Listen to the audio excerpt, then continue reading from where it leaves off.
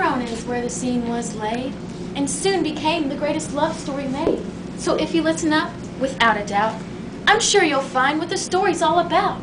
A fight, a brawl, two families full of hate. The Montagues and Capulets learn you can't fight fate.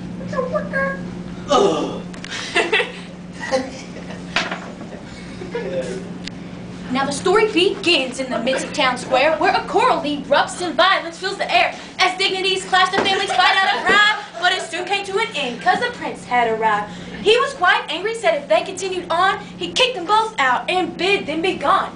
Later on, a ball is thrown by Capulet. Romeo sneaks in and there he meets Juliet. Their eyes connected, it was love at first sight, and both of their worlds changed on that night. But wait, how could it be their destiny when both families were each other's enemy? The night was over, but he wouldn't let it end, for he just had to see Juliet's face again. He calls out for his love underneath her window, and she soon replied, "Wherefore art thou, Romeo?" Disregarding the fact both parents wouldn't agree, they pledged their love and married they would be. With the help of Friar Lawrence, who thought that deal was swell, he married the two the next day in his cell. He deeply hoped that the marriage would solve the many years of fighting and the problems would resolve. But oh no, bad news for Romeo. He finds out Tybalt killed Mercutio, and that was his best friend, and now he wants revenge. So out of spite, he takes Tybalt's life.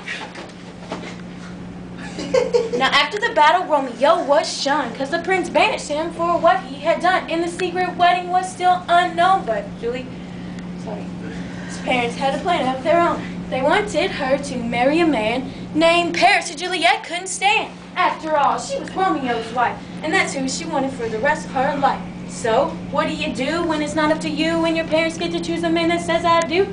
She turned back to Friar. She was full of grief. She hoped he'd give her answers and release. The wise old man thought up a potion. Unfortunately, it caused a lot of commotion. So Juliet went along and agreed to be wed, because the following day the potion made her seem dead. And back in Mantua, as the news spread, even Romeo thought Juliet was dead. So he rushes back to be by her side, and then he drank some poison, and now he died.